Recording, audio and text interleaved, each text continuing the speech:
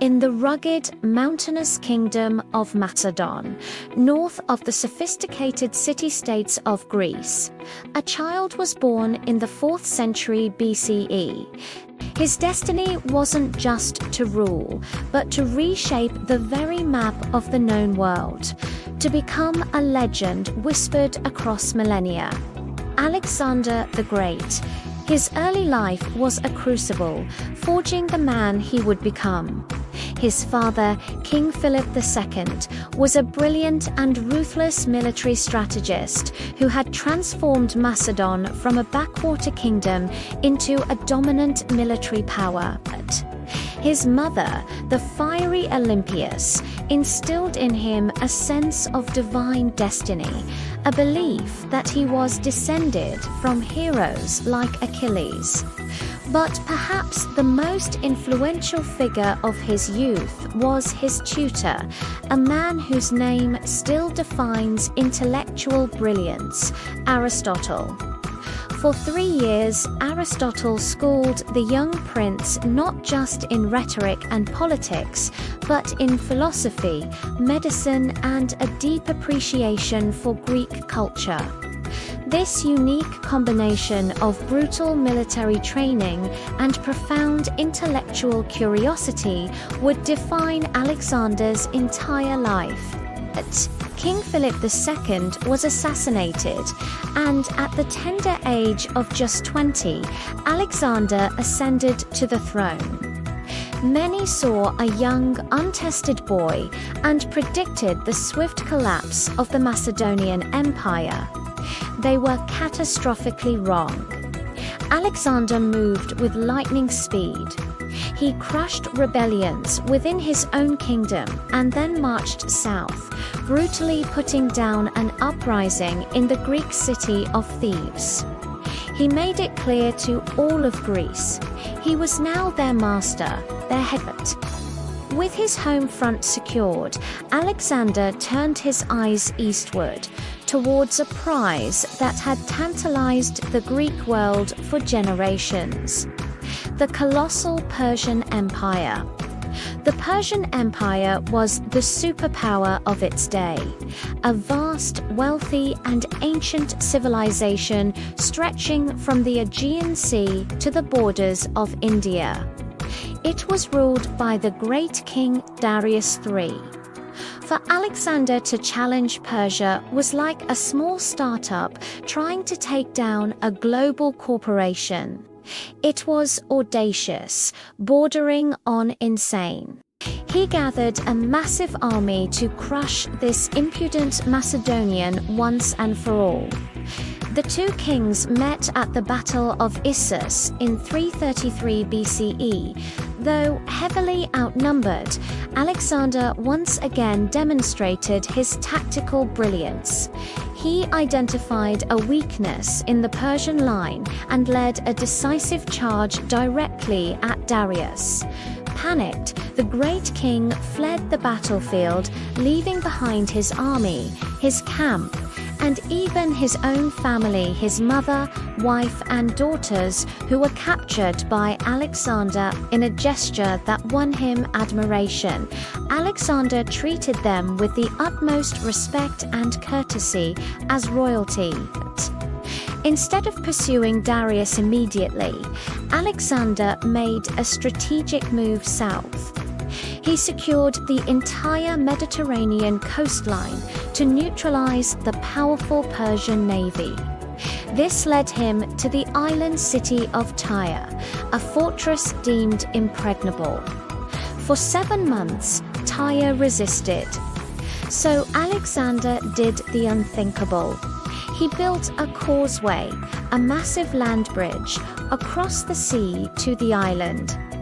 When his forces finally breached the walls, his fury at the long siege was terrible. The city was sacked. He then marched into Egypt. The Egyptians, who had long chafed under Persian rule, welcomed him not as a conqueror, but as a liberator. In a moment of profound significance, he was declared a son of the god Amen and crowned pharaoh in a traditional ceremony. It was here, at the mouth of the Nile, that he founded the most famous of his many cities, Alexandria. He envisioned it as a hub of trade, culture, and learning, a bridge between East and West. He had no idea that it would become the intellectual capital of the ancient world for centuries, home to the greatest library ever assembled. With Egypt secured, Alexander turned back east for the final confrontation with Darius. In 331 BCE, on the plains of Gaugamela, near modern-day Mosul in Iraq, the two armies met for the last time. Darius had gathered the full might of his empire, an immense force with scythed chariots and war elephants. It was the ultimate test. The battle was a masterpiece of military strategy. Alexander, using complex formations and feints, once again outmaneuvered the larger Persian force and, in a repeat of Issus, led a charge that broke the Persian center and sent Darius fleeing for his life once more. He encouraged his soldiers to marry local women, and he himself took a Persian wife, Roxana. This policy, known as fusion, was revolutionary. He dreamed of a single world empire where people of different backgrounds could coexist. His ambition, however, knew no bounds.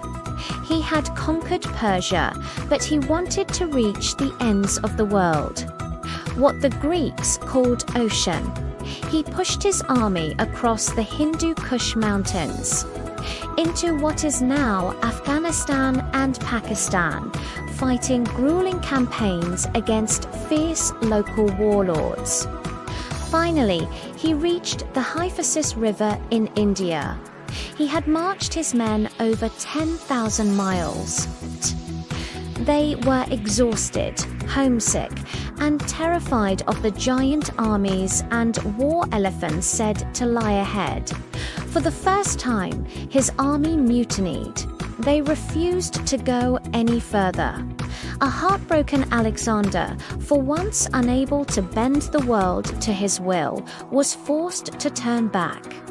The journey home was an ordeal.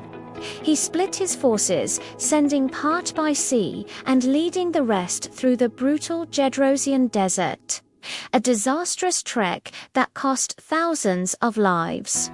He finally returned to Babylon, the new capital of his vast empire. But the man who returned was not the same one who had left. His generals, the Diadochi or successors, carved it up for themselves, fighting decades of brutal wars. The united world Alexander had dreamed of died with him, and yet his legacy is immeasurable. The Hellenistic age he ushered in spread Greek language, art, and ideas across a vast portion of the globe, creating a new cultural landscape that would later influence the Roman Empire and, by extension, all of Western civilization. The cities he founded became centers of light and learning. He was the untamed king who set out to conquer the world and came astonishingly close to achieving it, leaving behind a legend that time has not managed to diminish. And ring the notification bell so you don't miss our next deep dive into history. We'll see you in the next one.